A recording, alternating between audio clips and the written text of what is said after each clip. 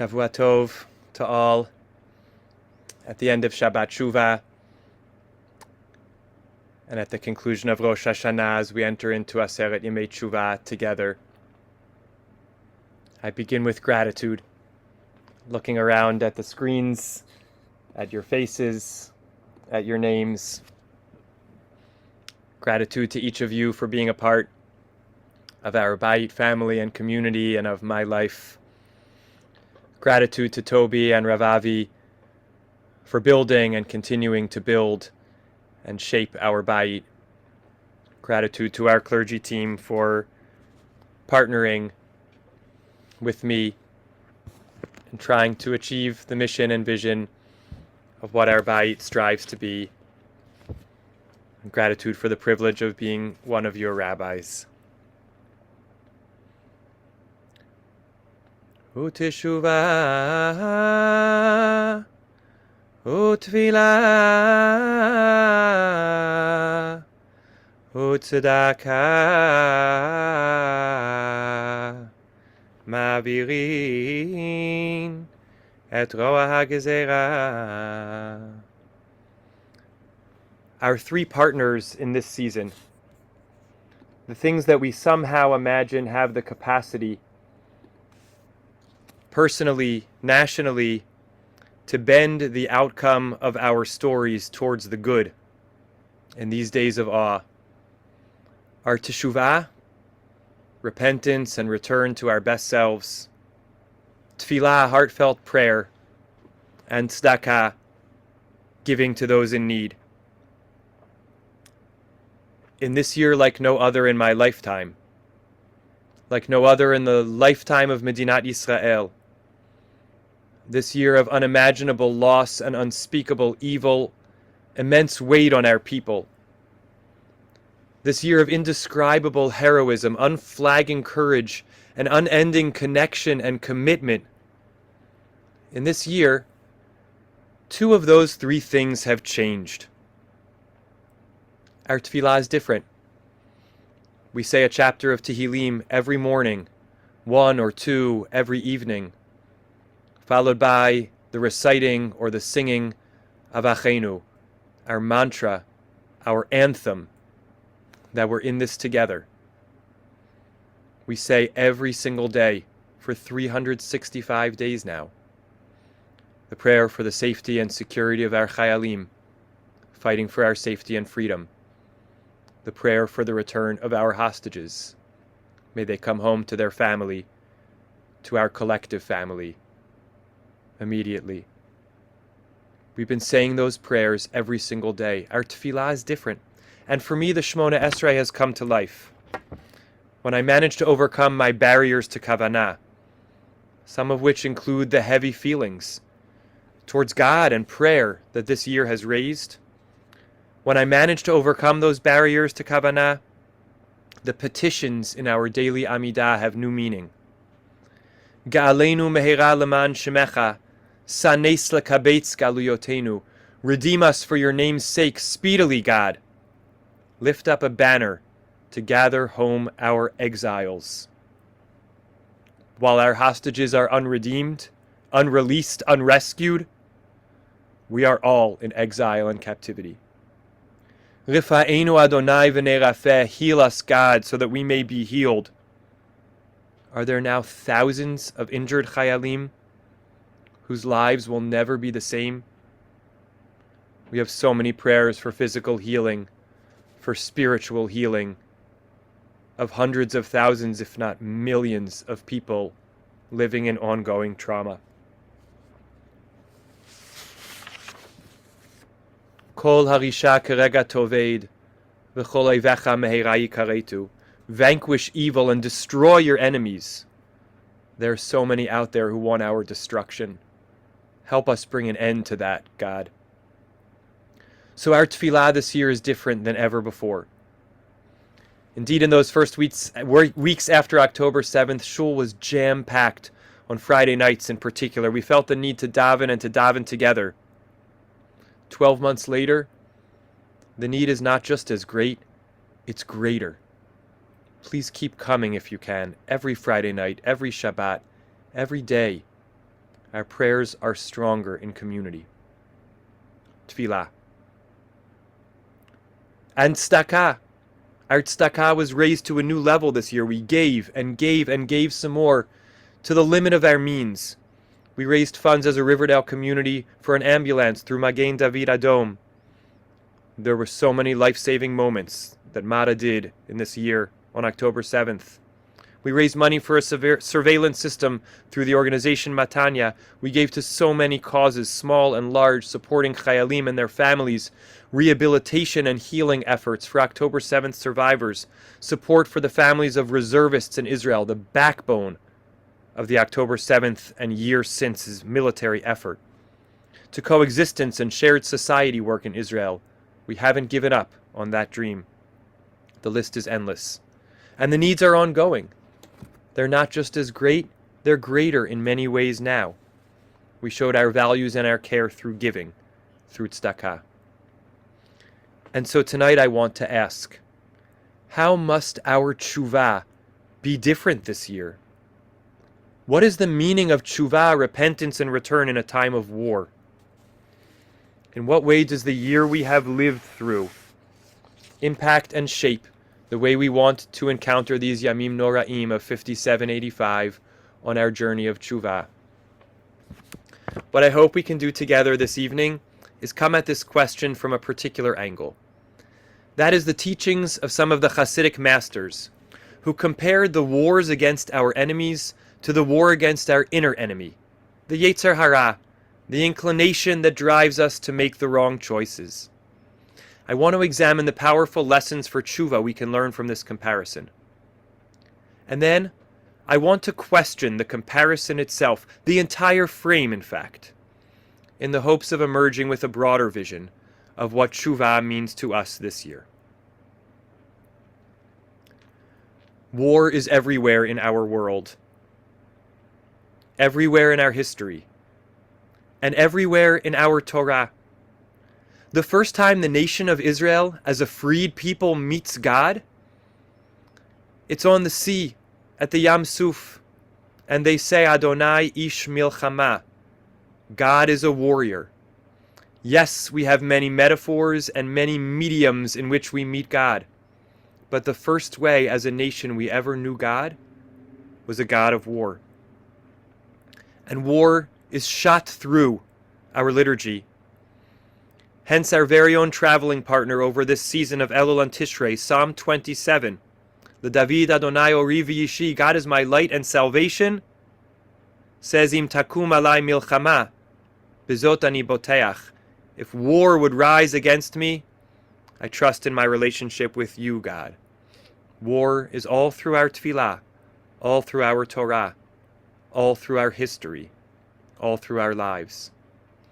But it's only in Moshe's closing speeches to Bnei Yisrael in the last weeks of his life that we get in the Torah a series of injunctions about war and how we are to behave in war.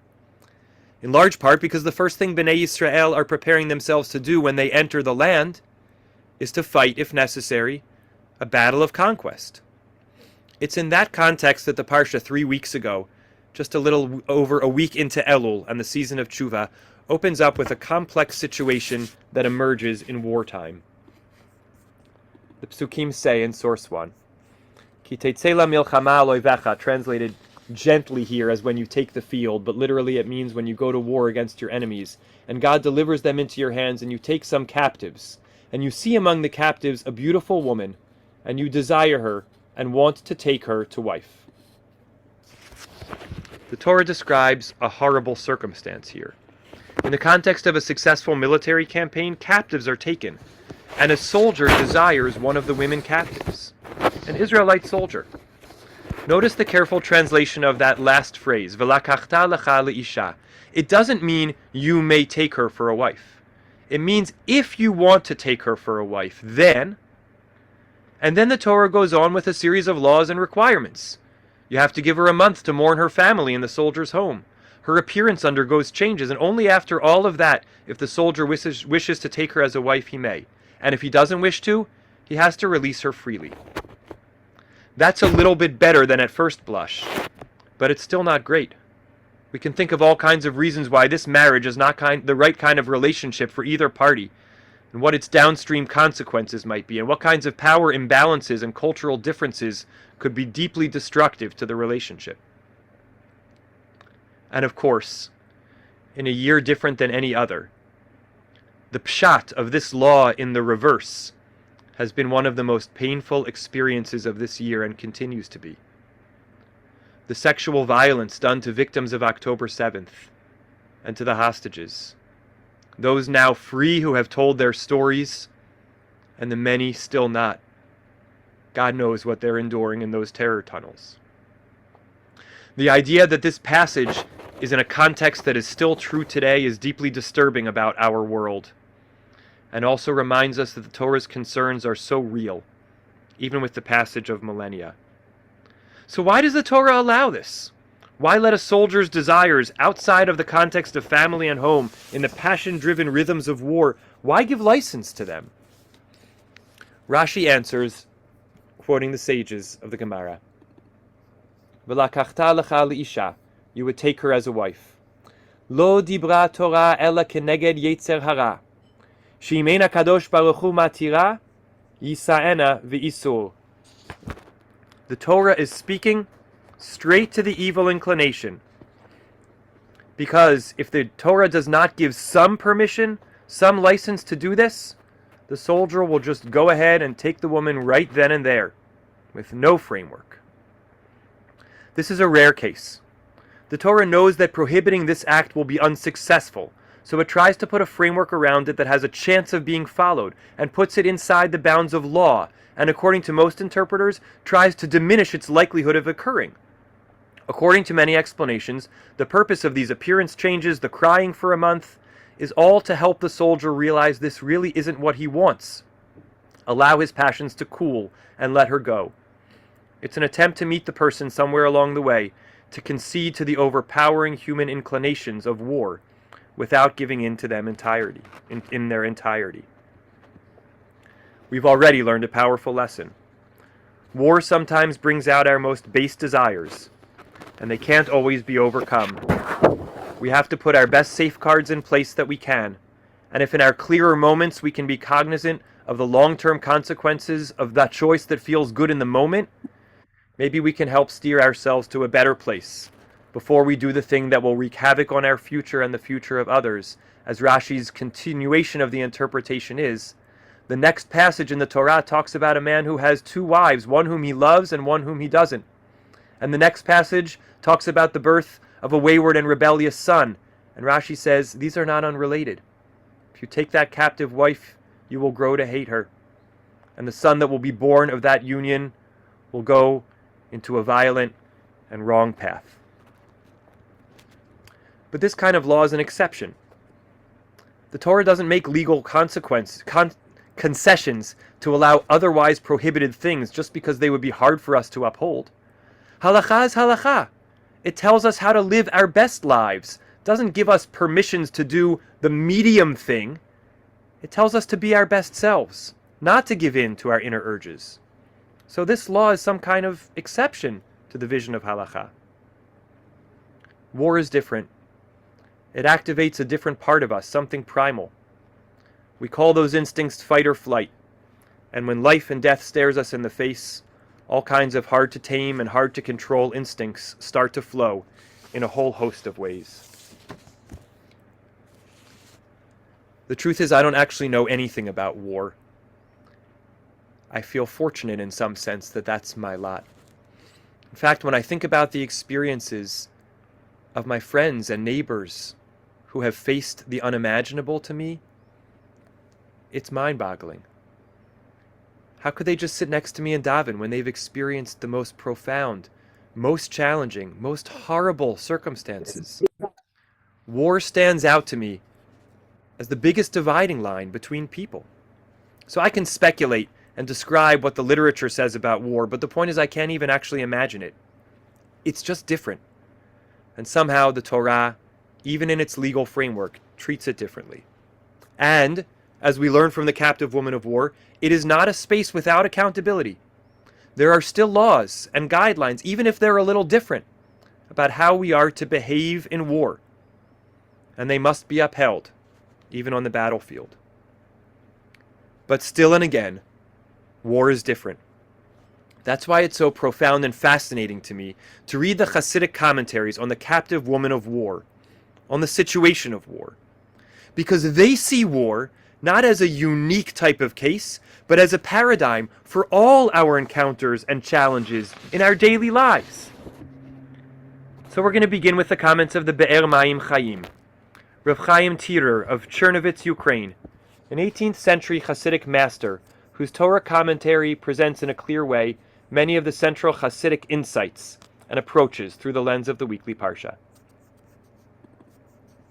He writes on our passage, Ki Tetzei Lamilchamah, Oyvecha, when you go to war against your enemy.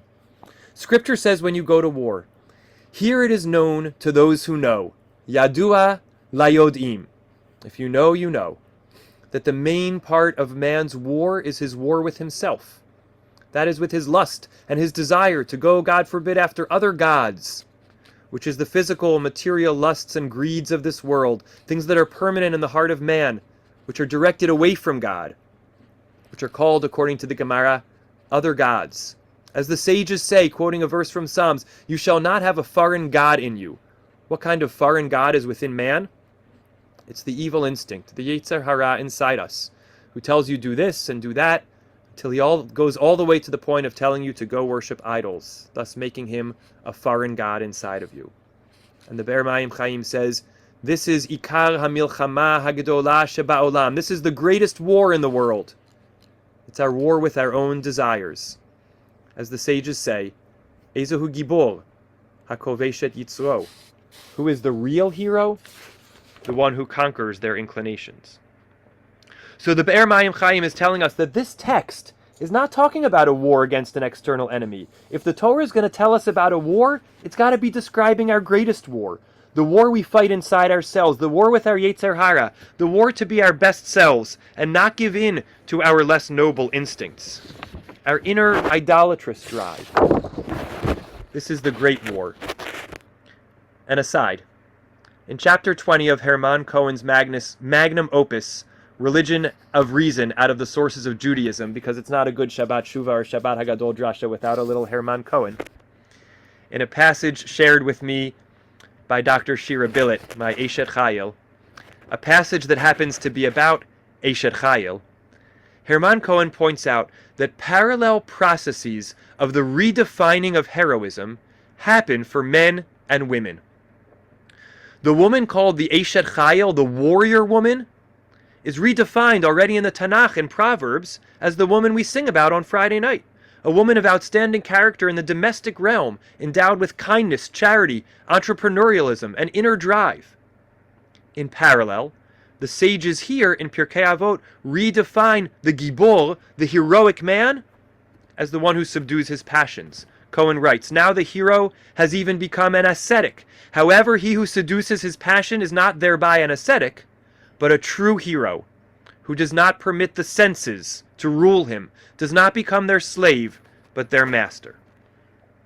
So we see the Be'er Mayim Chaim redefining the passage in the Torah to be speaking about the ultimate war and the ultimate heroism, the battle for internal self-improvement and restraint.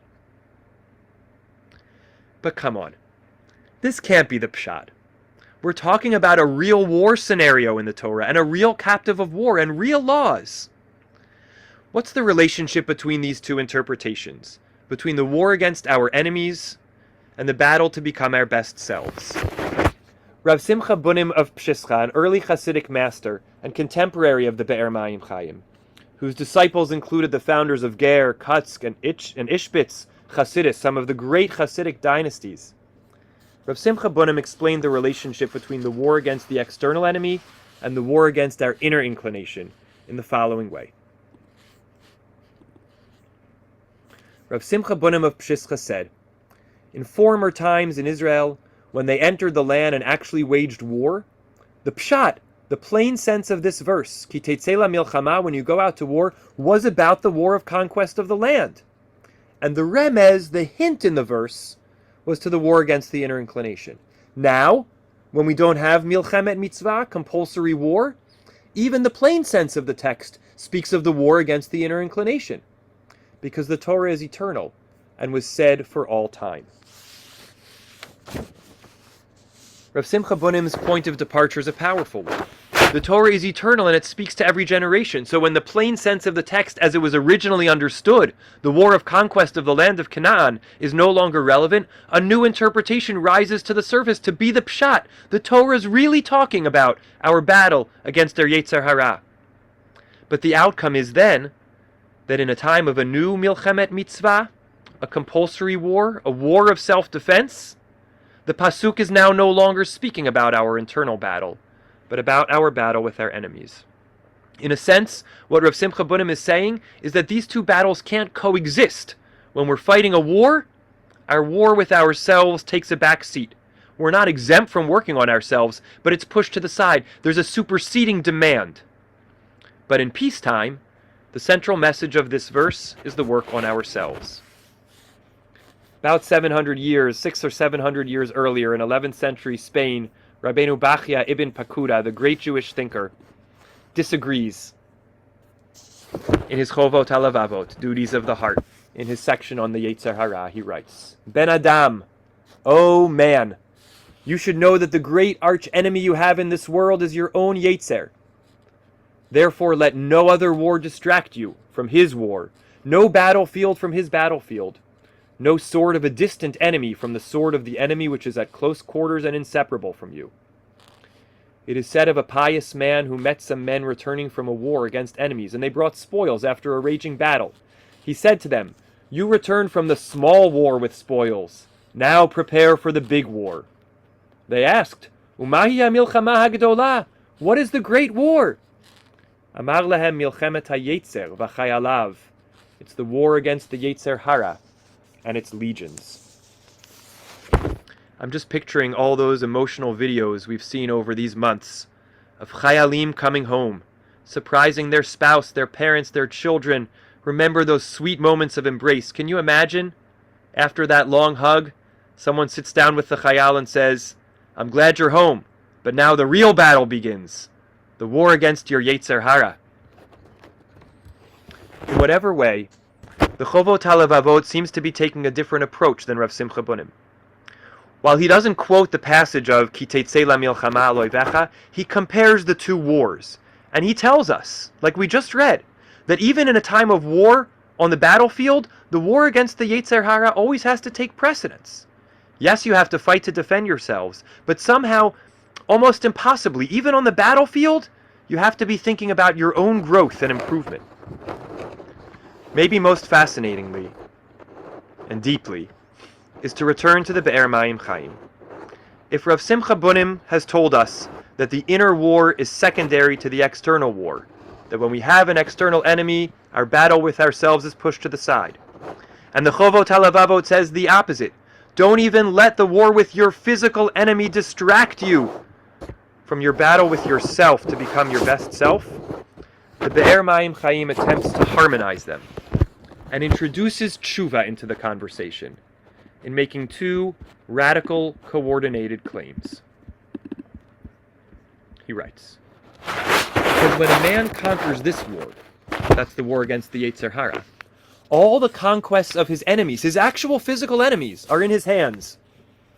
All the haters of man and his enemies who stand against him to kill and vanquish him, God forbid, or do him harm, all of them are nothing but the sparks of the evil and the husks, the klipot, that were created from his own acts, the transgressions and evil desires that he committed in this or another incarnation, Gilgul, v'lo asat Shuva alehem, and didn't do Teshuvah for them.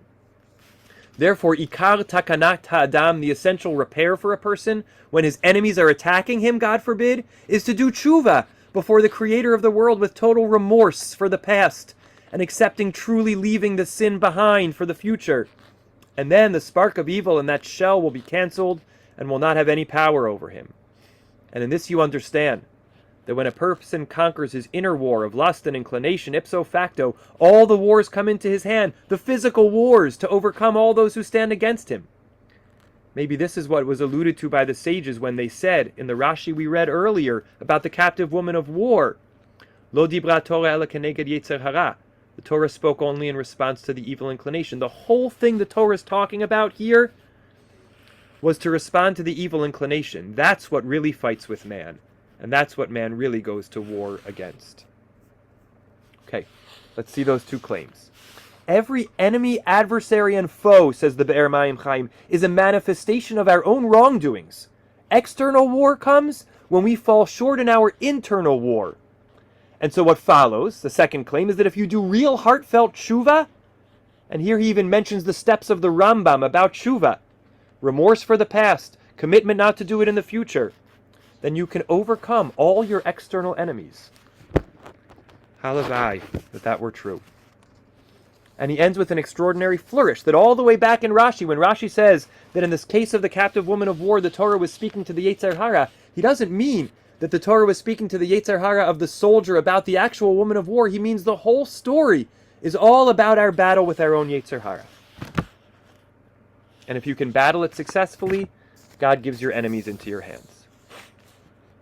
What feels to me deeply complicated in this interpretation is the suggestion that every challenge we face is somehow a reflection or consequence of our poor choices.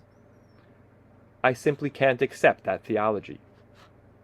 This year, and at so many times in our history, we have endured horrific evil, violence, and oppression that has nothing to do with whatever we may do right or do wrong in this world.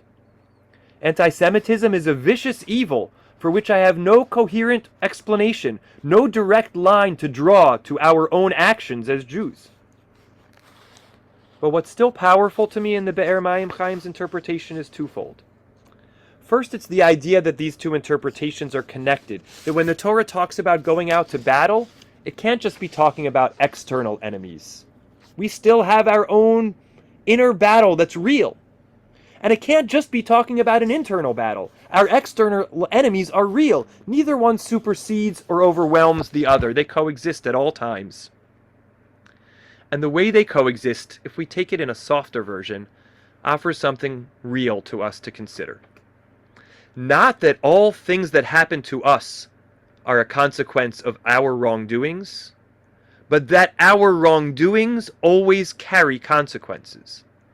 That when we cause harm to others and don't do Teshuvah, that lingers out there in the world in some way, and we are vulnerable to its rebound effects. I reject the claim that every enemy is a Gilgul, an incarnation caused by our sins, but I can accept that our sins often create aftershocks that come back to haunt us. And that's been a theological discussion in this year of war. I would not claim for an instant that we brought the horrors of this year upon ourselves. In fact, I think one of our most sacred tasks is to reject and combat that wrongful, destructive claim that this is our fault, God forbid. October 7th is no Gilgul of our wrongdoing. It was unwarranted evil performed by people driven by ideologies that are evil and destructive. But in times of crisis, as in times of peace, we always have to examine our deeds and our actions. We can be blameless and still not be perfect. Blameless for what's happening to us and still not perfect. In a year like this, the need to reject victim blaming, one of our holiest duties, exposes us to the risk of denying the fact that we make mistakes, that we're not perfect. I want to repeat that. The need to reject victim blaming exposes us to the risk of denying the fact that we make mistakes, individual and national, that we're not perfect. In our hearts, in our families, in our communities, we still have to reckon, even, maybe especially in a year of victimhood, in a year of suffering, with our shortcomings. What we've seen thus far is the notion that the Torah, when it talks about war, is somehow also talking about the war against an internal enemy. We've seen the Chovot HaLevavot, who sees the internal enemy as our primary enemy, even when we're fighting a real war. We've seen Rav Simcha Bonim of Pshischa, who says that in times of war, the internal battle becomes a mere hint in the verse. And we've seen the Be'er Mayim Chaim, who weaves them together, in a stance that is at once, for me, both too extreme for comfort, but also has a kernel that we ignore at our own peril. that even in wartime we have to examine our deeds, because somehow they are all interconnected. At this moment I hear the voice of Bayit member and avid class attender and cherished elder Leza Greenfield, who after we would read a long exhortation of Isaiah or long screed of Jeremiah would always say, "Okay, Rabbi, we get it that we need to repent, but how do we do it? What good is the prophet telling us we need to mend our ways if they don't tell us how?" And he's right. When it comes to thinking about how to do Teshuvah, and what the battles against our enemies have to do with the battle against the Yetzer Hara, we have a gift. We have a magnificent essay of the Nesivos Shalom, the Solonimer Rebbe, Rav Shalom Noach Berezovsky, who led the Slonim Hasidic dynasty for the last 20 years of the 20th century, until his death in the year 2000. He takes us back to our central pasuk, Ki Tetzei Lamilchamah al Oyvecha, gleaning over and over again from nearly every word to offer us, from the framework of the text of the battle against our enemies, guidance and understanding about the battle for being our best selves and what it's really about. There's too much to fit on the source sheet here, so I'm going to offer a few excerpts without resorting to the source sheet, but we'll make sure you have a copy if you want to read it inside on your own another time. The first thing the Nesivos Shalom does is note the language of Ki Tetzei Lamilchamah, when you go out to war, and asks, why doesn't it just say Ki Yilachem, when you fight your enemy? What's the text of Ki Tetzei, going out, teach us? And he offers 4 beautiful interpretations.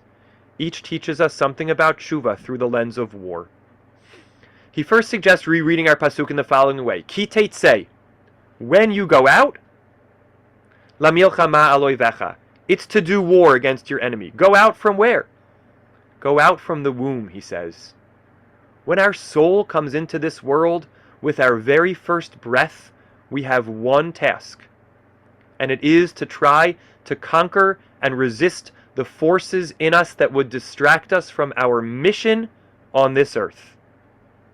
With all our life goals and aspirations, we're really here to keep at bay all those destructive forces that threaten to keep us from actualizing our potential. If this is true about our life's mission, if it's the first thing we're supposed to think about, Ki Tetzei, when we come out into earth, then in some microcosm of this idea, it's the first thing we need to think about every day we come into the world, when we wake up in the morning. Every morning is a Ki Tetzei moment. It's a moment when we're given our soul anew, and a new opportunity to achieve our purpose. Most soldiers begin the day with a briefing, and the mission of the day. What if we took a few moments after Moda'ani each day to say, what is my mission today? What did I get my soul back in order to achieve? In contemporary productivity speak, it's the MIT, the most important thing or things. They're often the ones that feel hardest to do on a given day. If we push them up to the top of our list and do them first, we can make our way a little closer to fulfilling our mission on this earth. For me lately, it's probably the distraction of the unproductive activities I do on my phone. I don't waste much time other than on devices where I waste too much time. And I also do a lot of good on devices. It's about figuring out how to use them for good and avoid the pitfalls that I'm considering making part of my morning Ki Tetzei briefing for the year ahead for myself. The Netivot Shalom bolsters this point by also noticing the unique language of al Oyvecha. When the text could have said Ki Tetzei Lamilchamah al Oyev, when you go out to war against an enemy, whatever that enemy will be. The Torah certainly knows we will have many enemies over our history. Why Oyvecha, your enemy? Because your battle, says the Nesivos Shalom, is against your unique enemy. When you see where your greatest challenges are, whatever you're struggling with the most, whatever you're getting the most internal resistance to, that's the spot to focus on. And now we get heavy into war. He quotes the Kalisker Rebbe, who says, it's not enough to know how to shoot in war. You have to know how to aim. Otherwise you spray your bullets everywhere. You miss your target, you damage the innocent, and you waste your ammunition. We need to be focused and precise in our energy in the battle to do better. Otherwise we cause harm to ourselves and others and waste our energy. But there's more to Ki Tetzei. The Netivot Shalom goes on and says, Ki Tetzei means get out there first. Preemptive strike. When you're on the defensive, everything is so much more militarily complex. I don't have to tell us that was so much of the horror of October 7th. It took days, maybe weeks, to clear the state of Israel of terrorists. And almost everything that follows has been so much more complex because we started on the defensive. I'm not pointing fingers or prescribing how things could have been different. I'm just naming part of what made everything so devastating, was that we were on the defensive. If you know you are at risk, you have to somehow get out in front of it. But how? How can you see threats before they really form? Or how can you be confident that they're truly threatening enough to engage in violence, in preemptive strike? Drawing from the metaphor of warfare, maybe the first step is having good internal surveillance and listening to it. Taking stock on a regular basis to notice what might be coming up, what's working in my life and what isn't. This is the regular practice of Cheshbon HaNefesh. It's the call to do spiritual evaluation on a regular basis. Then when you start to notice a bad habit forming, you can catch it. Don't turn away and leverage our strengths and focus only on what we're good at. Tackle the area where we are weak before it grows and compromises us. For me, I think it's being attuned to my stress levels. When I'm stressed and not noticing it, I'm likely to be my most impatient, insensitive, and ungentle. When I can catch my stress, even if I can't totally relieve it, I can prepare myself to be more patient and understanding, knowing the risks that stress places on my behavior. All these are Teshuvah teachings applicable the whole year round. But the Netivot Shalom opened his whole essay by saying that we read these portions about war in the month of Elul. They're from the end of Dvarim, because there's a unique message for us in this season. And he writes, Ki Tetzei, another interpretation, Hainu b'tzeitcha me hashana she'avra likrat hashana hachadasha. When you go out from the year that passed to the new year, that's when you go to battle. It's a precious and propitious moment. Our hearts and our souls are a little more open when we're saying goodbye to one year and getting ready to greet the next. We have optimism, hope, and possibility, and the willingness to work on it. Ki Tetzei, when 5784 is leaving and 5785 is arriving. Lamilchamah Oyvecha. Go to work. Go to war against the challenges we're facing inside ourselves. We've learned a lot from the Netivot Shalom about Shuva, only just scratched the surface of his extraordinary essay. Learn through the frameworks of war, from homiletical rereadings of the seasonal Elul Parsha, the opening phrase, Ki Tetzei Lamilchamah Oyvecha. We learned that from the moment we go out into this world, we have to do battle against the forces that would direct us away from being our best selves. We've learned that we need precision, identifying our personal targets and attacking them head on, that it takes close self-knowledge and preemptive strike in the journey of Teshuvah, that there's a special power to this season when we're tuned into the renewal of the world on the anniversary of its creation to focus in on the work of Teshuvah, that the work is never ending. This brings us to what I think is the central insight of the Netivot Shalom about the intersection of war and the battle of Teshuvah. I want to read it, digest it, and then begin to reflect more broadly on this whole parallel. To frame it, I want to ask this question. What is so compelling about the war metaphor? It's not just used in Teshuvah, it's all around us. The war on drugs, a battle against illness, the fight for equal rights. Most of the people who freely and colloquially use these phrases have never fought in a war, never picked up a firearm, or never even had a fist fight. Thank God. What speaks to us about military imagery for the things we most want to achieve or the things we most want to overcome? I think it's what the Nesivos Shalom says in the next paragraph, in which he quotes a halacha from the Rambam, something I rarely see Hasidic texts do. And I'm going to give us the opportunity to see it inside. It's further implied by saying ki tetzei, when you go out, that the one who goes to this war, the war against the Yetzer Hara, must come out of himself completely. Alav latzeit me'atzmo legamrei. Meaning, exit your reality, free yourself from your nature and all the qualities of your soul. As the Rambam says in the Laws of Kings, which is actually Hilchot Milachim u'Milchamotehem, the Laws of Kings and Wars, chapter 7, Law 15. A quote from the Rambam. It is incumbent upon the one who goes out to war to place his soul in his hand, not to fear or think about his wife or his children, but erase their memory from his heart and be cleared of everything for war. And it is the same for those who go out to war against their inclination, that they must leave all their reality and nature and all the qualities of their soul.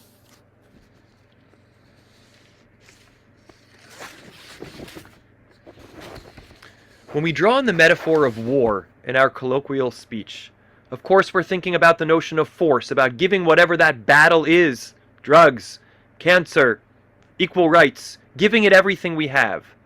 But I think most of all, we're thinking about this point, about the idea of the single-minded mission focus, which is uniquely characteristic of war. Because life is hanging in the balance constantly, in combat, the vigilance, the ever-readiness, and the marshaling of every ounce of our attention, our focus, and our awareness to the task at hand is demanded. To be most successful, we have to clear away our connections to home and family, release ourselves from attachments which might serve as distractions or softenings, and be of one coherent mind, uninterruptedly focused on the job of war. Seeing this Rambam jumped out at me for two reasons. First, it evoked memories. Memories of multiple moments over this year, when Chayalim, when our heroic soldiers spoke to us. Soldiers from within our bayit and soldiers from beyond.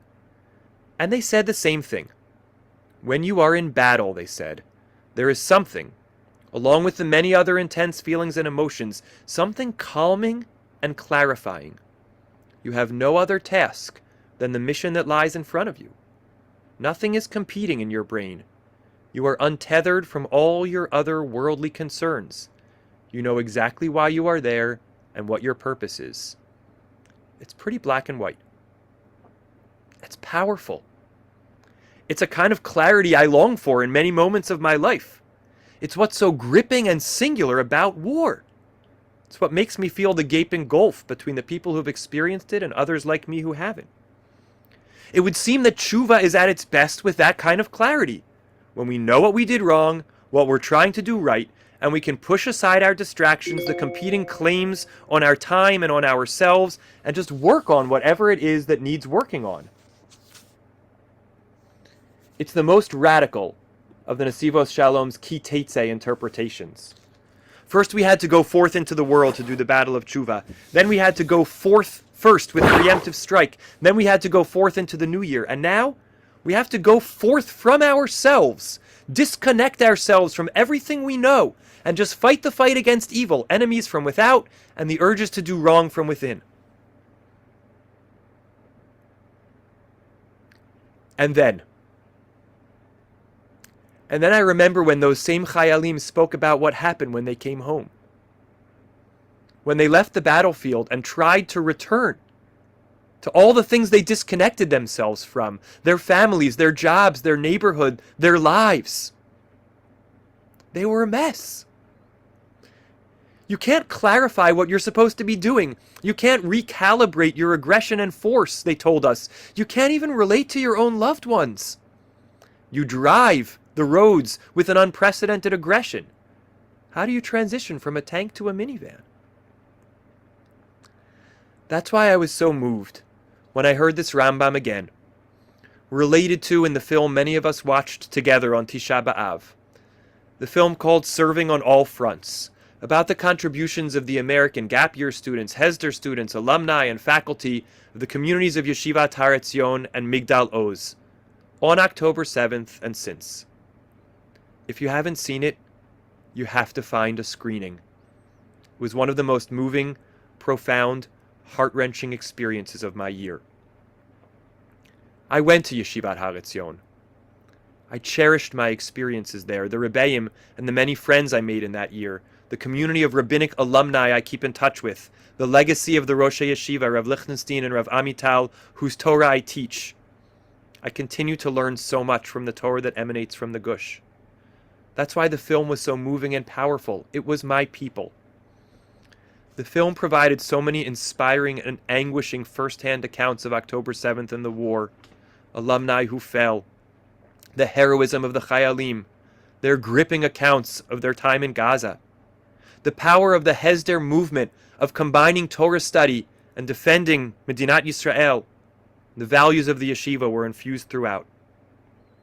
Partway through the film, Rav Lichtenstein's son, Rav Moshe Lichtenstein, one of the current Rosh Yeshiva, who spoke very powerfully here in Riverdale over the summer, quotes this Rambam.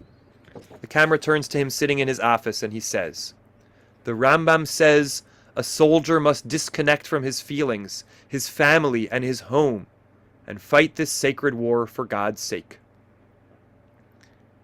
Then the camera cuts to a clip of a soldier in the fields of Gaza, surrounded by his fellow Chayalim, performing the Pidyon Haben, the redemption of the firstborn, for his newborn son, in the absence of his son.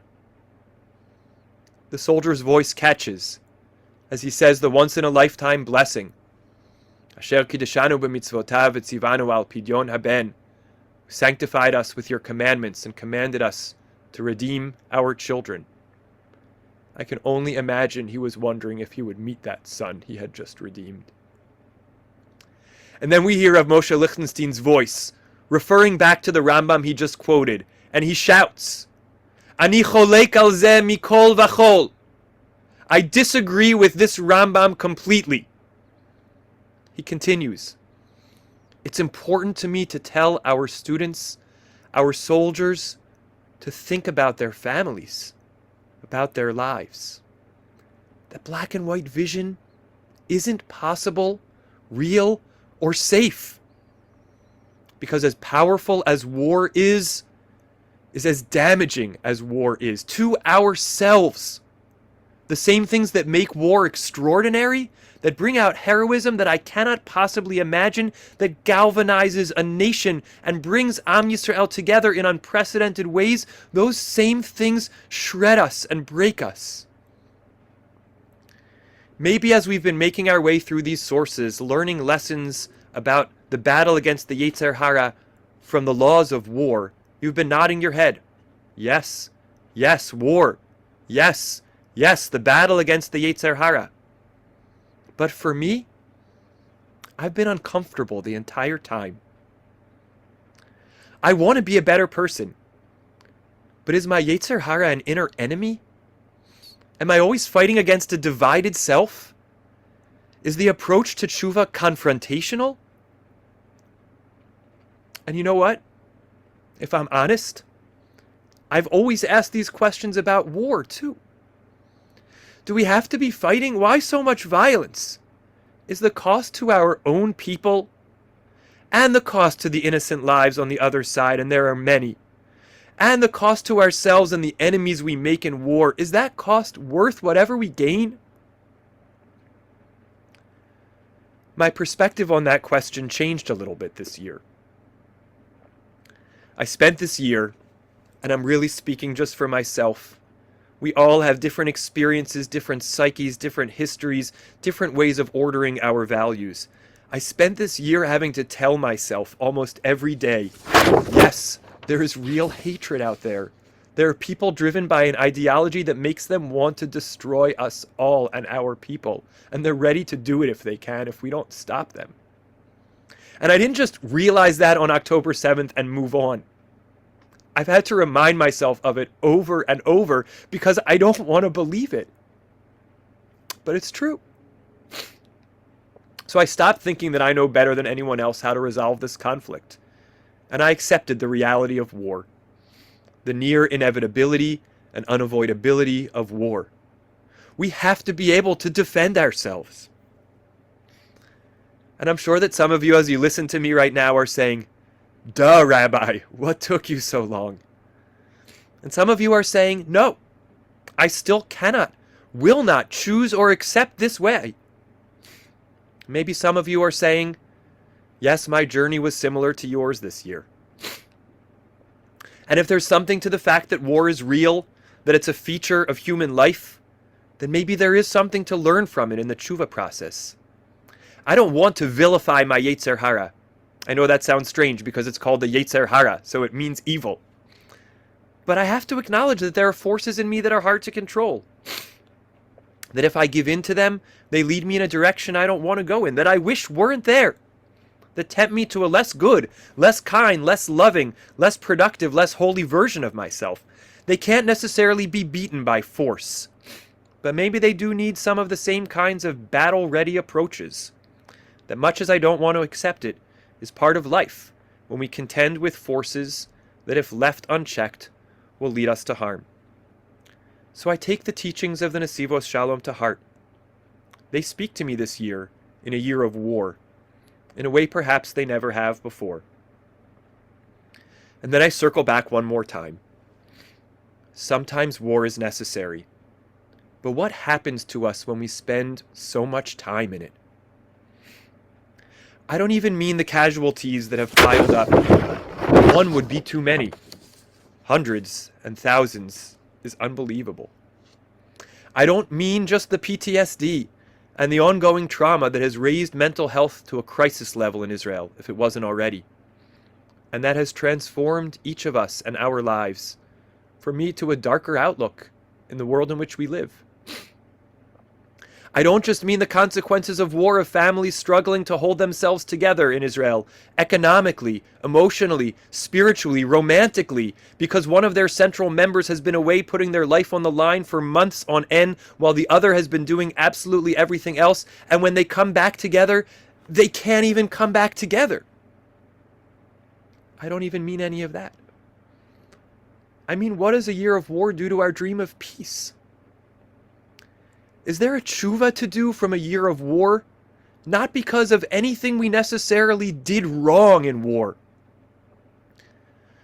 but because of what a year of war does to our neshamas, and our vision, and our horizons.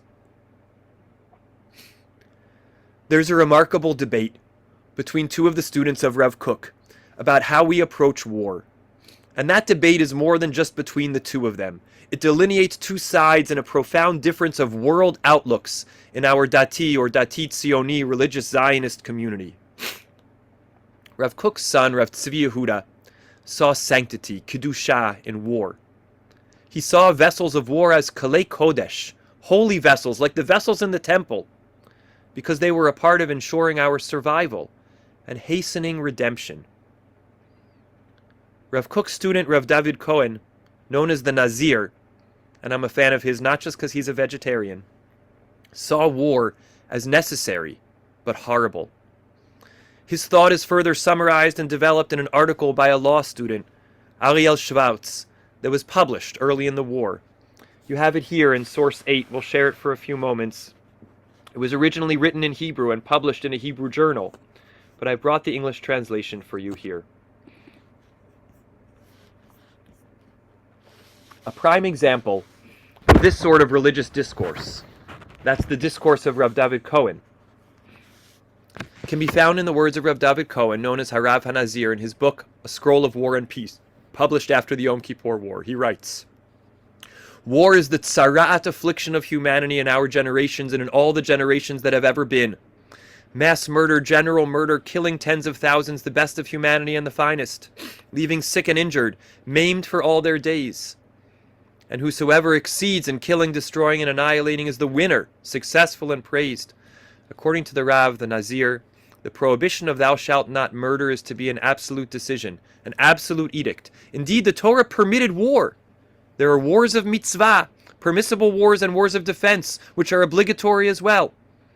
However, all these commands have a post facto nature, and are in terms of the Torah has not spoken, but in regard to the evil inclination. In these words, the Nazir expands on the words of the sages who read the section of Deuteronomy dealing with taking the Eshet Yafat Toar as being of a post facto nature, which addresses humanity's evil inclination. And he reads all the sections in the Torah that deal with war in the wake of that section. War is possible, according to him, only after the fall of humanity and its enslavement to the evil inclination within man. As opposed to this, according to him, the peace movement. That's not a political description. It's a spiritual description. The peace movement is the one that needs to grow mightier and stronger, and which will grow mightier and stronger in distinction to war, in the disbanding of armies and the beating of weapons. The strengthening of the peace movement must be the goal of the people of culture and those who fear heaven. This must be the aim of culture, he writes, the function of schools, houses of learning, the great Batei Midrash, the teachers and their students, to stop the evil, the murder, the impurity, and to raise the banner of the good, purity, and holiness. Holiness and purity are identified with the striving for peace, while the spirit of war is identified with impurity and evil.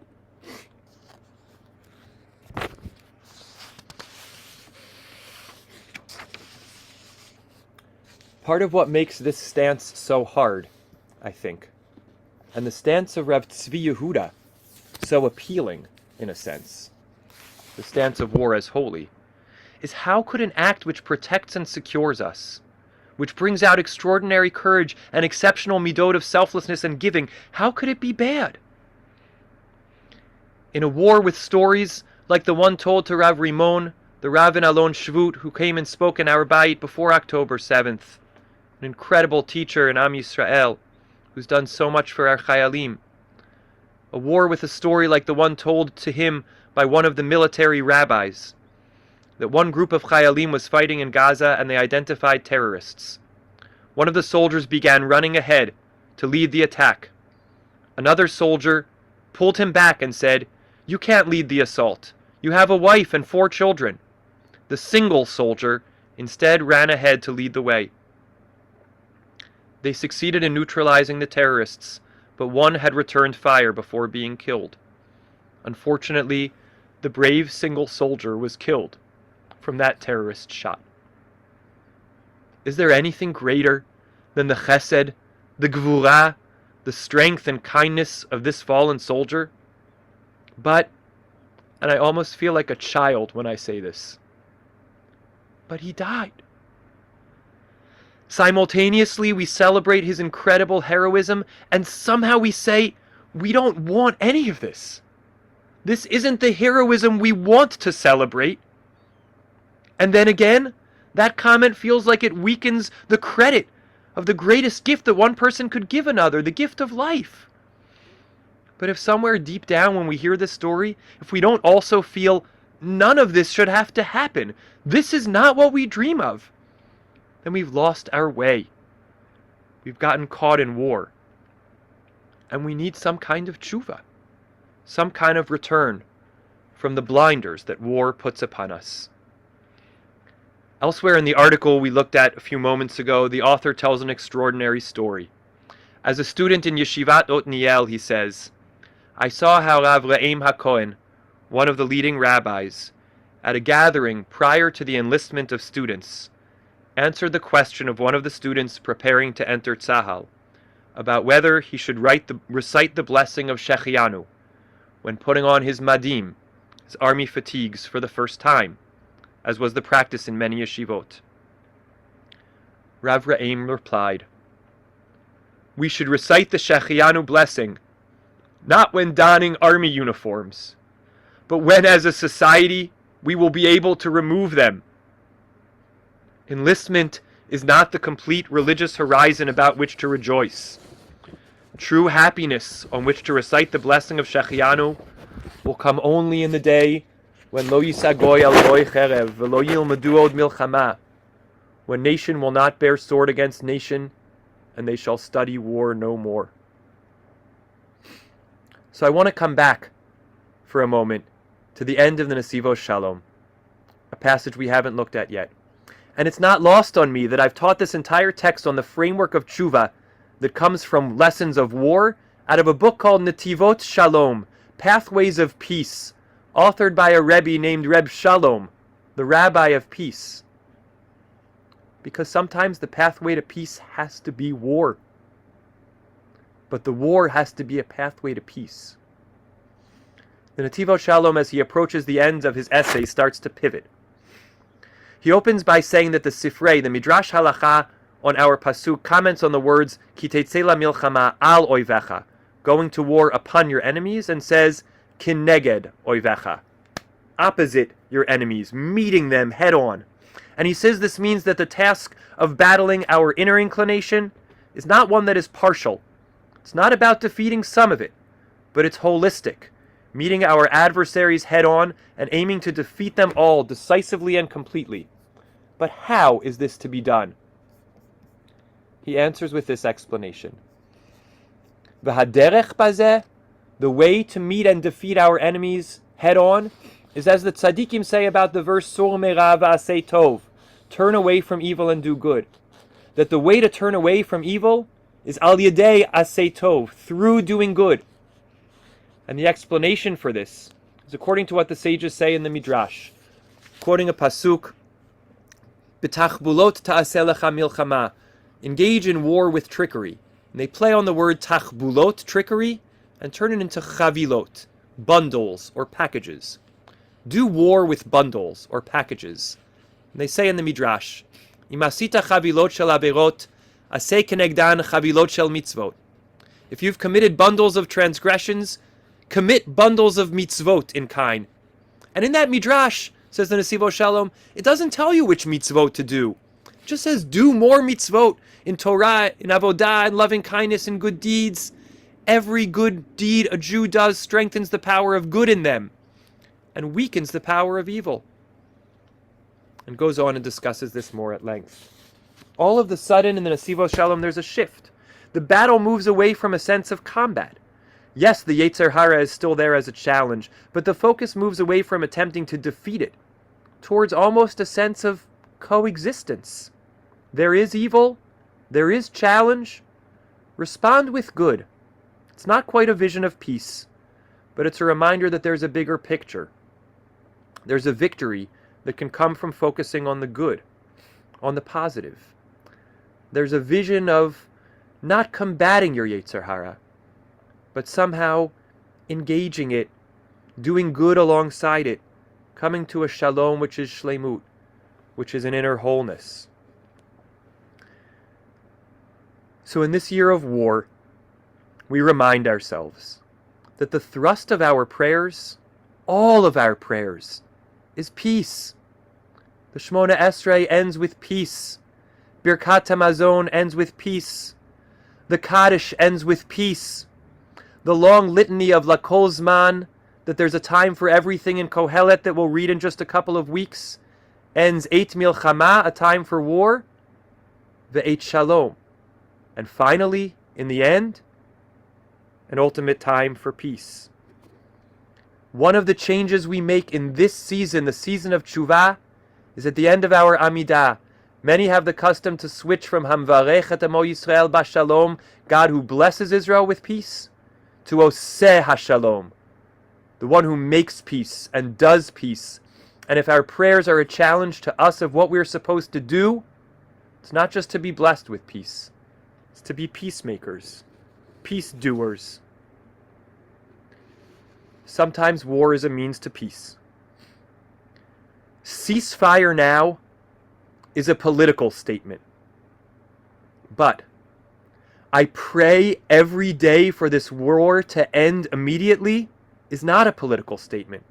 It's a religious statement, a spiritual posture. I don't have to know how things will happen for me to pray for them to happen.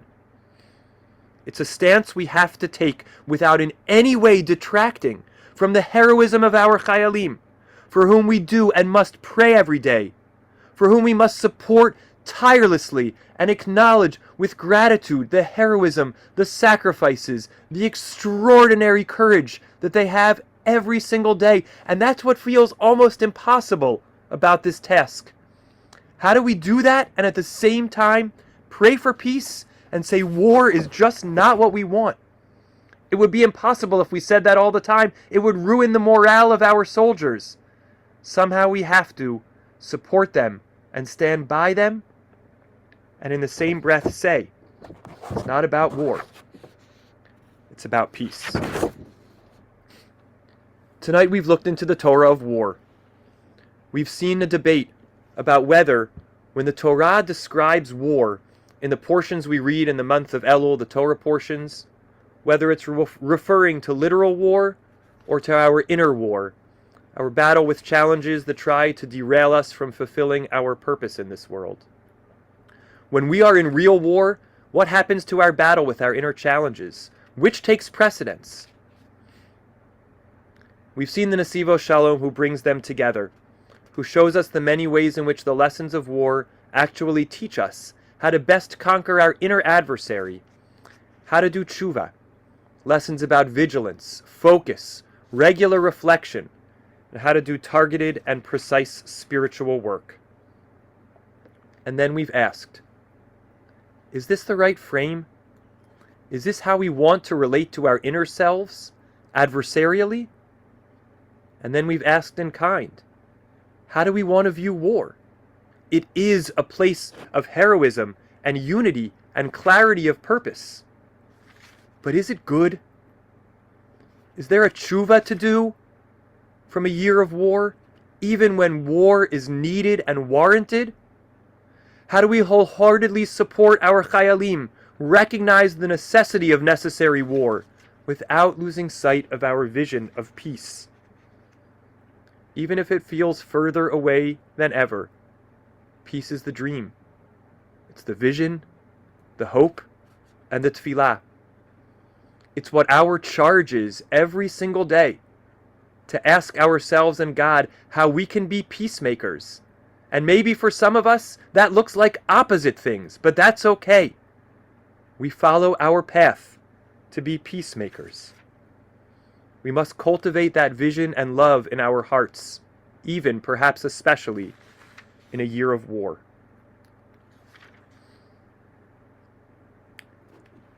Davening Musaf this Rosh Hashanah, just yesterday, with these thoughts on my heart, I came across a line at the end of the Shofarot section that gave me hope. The second to last of the psukim in the Shofarot is a quote from Zechariah chapter 9. It's not on the source sheets because it came to me yesterday as I was singing it. Zechariah chapter 9 is a vision of a warrior God shedding the blood of our enemies, coming out of a storm to protect and defend us. V'Adonai aleihem yera'eh v'yatzach habarak chitzo. God will appear to them. God's arrow will come out against our enemies like lightning. V'Adonai Elohim b'shofar yitka. God will blow the shofar of war. V'halach b'sarot teiman, and move in the storm winds of the south. Adonai Tzivaot, the God of hosts, the Ish Milchamah, the God of war, Yagein Aleihem, will protect us. And then the liturgist does something shocking. The author concludes of this tefillah, Kein tagein al amecha Yisrael, bishlomecha. So, God, protect your people of Israel, not with the arrows or the storm winds. Protect your people with peace, because the greatest protection is the protection of peace. I don't know the way out of this war, but I know that every single day, along with praying for our Chayalim and standing by their sides, they are our heroes, I pray for peace. Tagein al amcha Yisrael bishlomecha. Help us be peacemakers, God. Teach us to protect each other, not just through war, but through a journey, a vision, a hope, a tefillah of peace. May we be blessed to fight for peace, to speak of peace, to dream of peace. May we be blessed with peace. Shana Tova.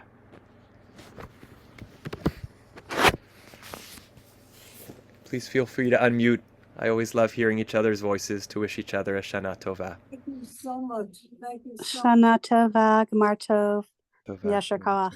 Shana Tova, beautiful, Rabbi. Thank you so much. Thank you all. Totally amazing. Thank you. Shana Tova. Thank you, Rabbi. Shana Tova. Thank you. Thank you, Rabbi. Shana So Tova. meaningful and deep. Thank you. May it be a good year. Rav Good- Stephen, what other people have so many songs about shalom in it? That's right. That's right. Thanks for Thank you, joining. Rabbi. It's beautiful. Shana Tova. Shana Will you be Tova. posting the recording? Yes. Shana Tova, thank you. Shana Thank you Tova. for saying Thank you. out Shana loud what Tova. many people are thinking. Thank you and amen. Amen. Amen. Thank you all. Gmar Tov. Gemar Tov to all. Gemar Tov.